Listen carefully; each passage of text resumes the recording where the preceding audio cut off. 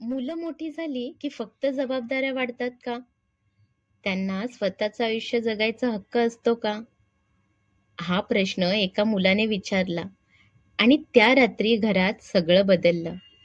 बाबा, जे आयुष्यभर कडक राहिले. आई, जी कधीच बोलली नाही.